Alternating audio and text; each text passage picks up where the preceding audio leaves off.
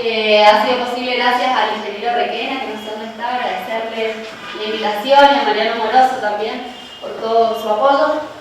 Forma parte de mi trabajo de tesis, que está en pañales, que está en proceso y que va a ser presentado dentro de poco para poder graduarme. Y bueno, el director es Mariano Moroso, la codirectora es Eugenia Marcotti, y el nombre es Variación en los patrones de crecimiento de individuos muertos de Australocereus chilensis a lo largo de un gradiente ambiental en el norte de la Patagonia argentina, ¿sí? Para entrar un poquito en tema y ver qué es lo que nos ha motivado a estudiar esto, vemos que el cambio climático global y que el calentamiento terrestre son una realidad, es decir, que como veíamos en este gráfico que nos mostró hace unos días el doctor Belichivich, la temperatura global está en aumento desde hace varios años y actualmente llegando a una variación de 0,8 grados. Que si nosotros nos ponemos a pensar, decimos, bueno, es menos de 1 grado, hace unos años era 0,5, pero si vemos a escala global, es mucho. Y en algunos lugares puede llegar a representar hasta 6 grados centígrados, lo cual es preocupante. Entonces, en relación a eso, nosotros nos preguntamos qué es lo que estos cambios van a provocar en los ecosistemas y en los servicios que estos ecosistemas nos brindan. Entonces, aparece como pronóstico para el norte de la Patagonia argentina un aumento en las temperaturas y una disminución en las precipitaciones. La combinación de estos dos factores aparece como un detonante para uno de los forzantes climáticos que tiene una mayor influencia en los ecosistemas, como es la sequía, ¿sí? Que afecta a los ecosistemas boscosos, alterando la estructura de las comunidades, los procesos y los servicios ecosistémicos y otros procesos que, como nos mostraba ayer Ariel, están relacionados no solo con los ecosistemas. Esto lo que provoca es una alteración de los ritmos de crecimiento de los ecosistemas y finalmente variaciones en el clima. Entonces, a raíz de esto nosotros nos preguntamos, bueno, ¿qué es lo que va a pasar con nuestros ecosistemas boscosos? Y no somos los únicos que nos lo hemos preguntado, ¿no? Aparecen algunos estudios de mortalidad a escala regional, como el del Dr. Villalba y el Dr. Beulen de 1998, justamente también en esta especie que es el Australocereus, donde ven en sitios más mésicos de la distribución de la especie la relación entre un índice de humedad, que vemos acá en la parte inferior del gráfico, y la mortalidad de individuos.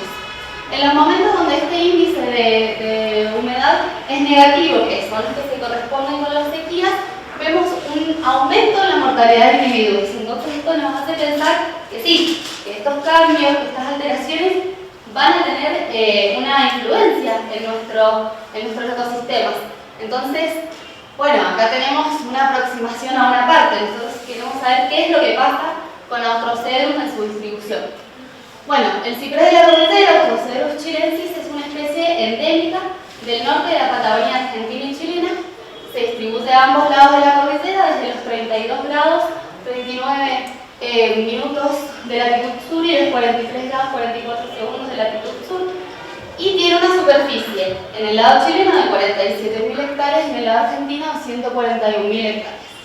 Además de varias características que tiene, como por ejemplo un aroma riquísimo de su madera, algunas cuestiones relacionadas bueno, no puedo ser muy objetiva, pero lo más importante es que su crecimiento es sensible a la variación climática. Como nos explicaba Eugenia hace un ratito, esto es algo fundamental para poder hacer dentro con la especie, ¿no?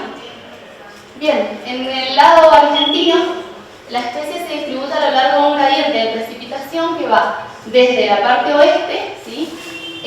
Con una mayor cantidad de precipitaciones anuales y una mayor altura, llegando a 2.000 milímetros, donde la configuración o cómo se acomoda es en bosques mixtos y comparte la dominancia del dosel arbóreo con algunas especies de notofagos que están en diferente proporción según las temperaturas y algunas cuestiones relacionadas con el clima, ¿no? Más al centro del gradiente, donde la precipitación está cerca de los 1.200 milímetros anuales, la especie se ubica en bosques compactos, son bosques puros de Australocereus donde el Australocereus está dominando el dosel arbóreo. El estudio que veíamos de Villalba recién es sobre este tipo de bosques. Y más al este de la distribución de la especie, ya en el ecotono con la estepa, donde la precipitación está alrededor de 600 milímetros, aparece el bosque ecotonal, donde el ciprés se encuentra o en individuos aislados o en pequeños grupos, coexistiendo con algunas especies especies de gramíneas y de vegetación propia de la estepa patagónica. Bien, conociendo, digamos, su distribución y los cambios que van a ocurrir, nosotros planteamos las siguientes hipótesis que tienen que ver con qué, con que los eventos de sequía van a afectar de forma diferencial a los patrones de crecimiento y a los patrones de mortalidad. Y que esta afectación, digamos, la magnitud de estos cambios que van a ocurrir en los patrones está relacionada a la disponibilidad hídrica, es decir, a las precipitaciones. Entonces, de acuerdo con las predicciones climáticas previstas para el siglo XXI, se prevén cambios en los patrones tanto de crecimiento como de mortalidad de estos árboles, ¿sí? Los objetivos de protección son estudiar los patrones de crecimiento de individuos muertos de Ostraceros chilensis a lo largo de este gradiente de precipitación oeste-este en la cuenca del lago Raful en el norte de la Patagonia. Y como objetivos específicos, comparar los patrones de crecimiento de los individuos muertos, o sea, los patrones de crecimiento promedio entre los diferentes sitios a lo largo del gradiente, y además comparar los patrones de crecimiento de árboles muertos, los patrones individuales, con el patrón promedio de individuos vivos de rodales cercanos, ¿sí? Bien, para esto, dentro de nuestro área de estudio, que tenemos acá la cuenca del lago Raful, trazamos, o sea, realizamos una transecta que incluye todo el gradiente, o sea, oeste a este. Para la elección de los sitios se evitaron sitios donde hubiera signos o indicios de mortalidad asociada a disturbios como viento, fuego, decaimiento, y se lograron establecer 6 sitios de muestreo. El primero es Espejo, que está ubicado en la parte oeste del gradiente. En la parte más méxica tenemos Sendero La Melliza, Mirador, Estancia Arroyo Verde, Minero y Centinela. Dentro de cada uno de estos sitios se establecieron parcelas de tamaño variable. ¿Por qué? Porque el tamaño estaba sujeto a la densidad de individuos muertos que íbamos encontrando. Nuestro objetivo fue, como mínimo en cada uno de los sitios, obtener 12 individuos vivos. Solo en uno, que es Minero, no pudimos lograr el objetivo porque no lo encontramos y tenemos 10, ¿sí? Bien, dentro de estos sitios de muestreo se tomaron de cada individuo 2 a 3 muestras de barreno y además de las características que comúnmente registramos a campo, como las que marcamos en la salida, la altura de muestreo, la altura, el ancho de la copa, nosotros prestamos especial atención a 2 características que son el porcentaje de corteza herida, que nos iba a dar una relación o un indicio de que efectivamente cuando nosotros estábamos sacando la muestra nos llevamos el último anillo que formó el árbol, es decir, el anillo que indica la fecha de mortalidad. Y la presencia o ausencia de ramas que nos da una idea de qué tan reciente o no es esa mortalidad, ¿sí? Bien.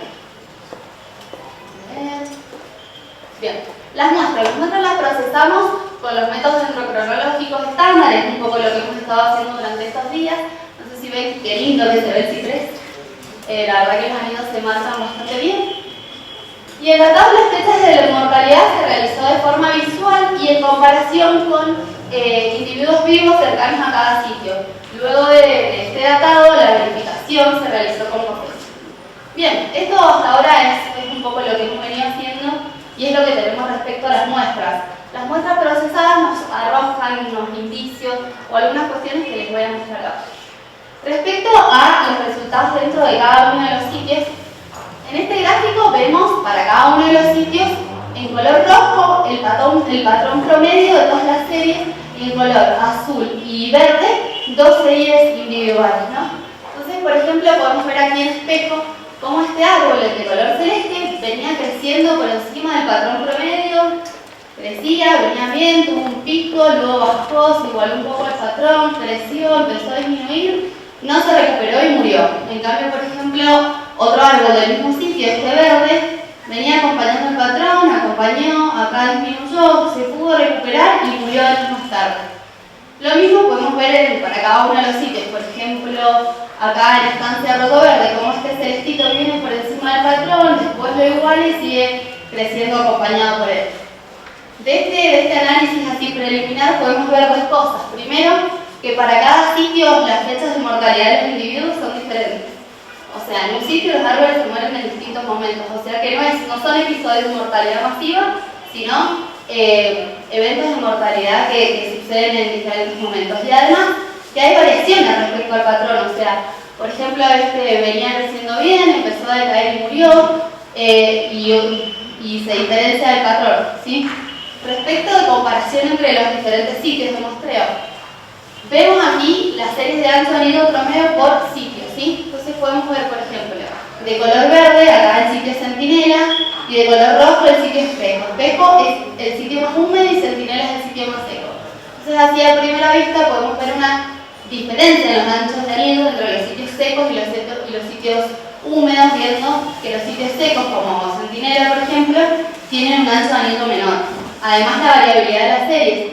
Vemos que en general en los sitios más secos, como por ejemplo Minero, que está de rosado, Centinela, la variación es menor. También los sitios húmedos, por ejemplo Espejo, Senderolas Mellizas que están azul, vienen creciendo como desordenados, suben y mueren abruptamente, ¿sí? Entonces esto nos hace pensar que los patrones de crecimiento a lo largo del gradiente sí son diferentes, ¿sí? Y respecto a la comparación entre los individuos vivos y los individuos muertos, a lo largo de los sitios, en este gráfico, vemos el patrón promedio de los individuos muertos de cada sitio de color rojo y la comparación con un patrón promedio de individuos vivos de sitios cercanos. Entonces, por ejemplo, sorprendentemente, y algo que hemos visto, es que, por ejemplo, en Senderolas Mellizas, en Centinela, los individuos muertos venían creciendo bárbaro por encima del patrón de crecimiento, no sabemos qué pasó y mueren, ¿sí? O en cambio otros como Espejo venían creciendo acompañados del patrón, o sea, igual que los vivos y finalmente murieron.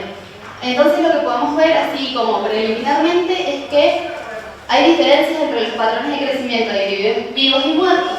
Y además otra cuestión que podemos ver así como un esbozo es la longitud de las series, porque vemos que para el caso de los individuos muertos las series son mucho más largas. Entonces la posibilidad de aportar información a cronologías ya existentes para extender las series en el tiempo.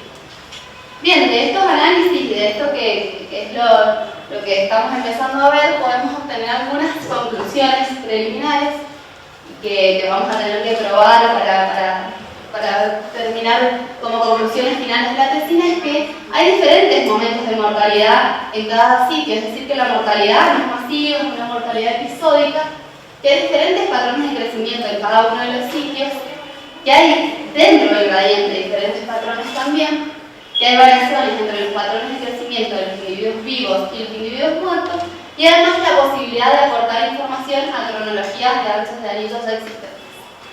Bien, y para ir terminando les quiero compartir algo que también Ariel ayer mencionó, que es un poema de Eduardo Galeano, que se llama La memoria de los árboles, que está en un libro que se llama Los hijos de los días, que dice que como nosotros, los árboles recuerdan, pero ellos no olvidan, van formando anillos en el tronco y de anillo en anillo van guardando su memoria. Los anillos cuentan la historia de cada árbol y delatan su edad, que en algunos casos llega a los 2000 años, cuentan qué climas conoció, qué inundaciones y sequías sufrió, y conservan las cicatrices de los incendios, las plagas y los temblores de tierra que lo han atacado.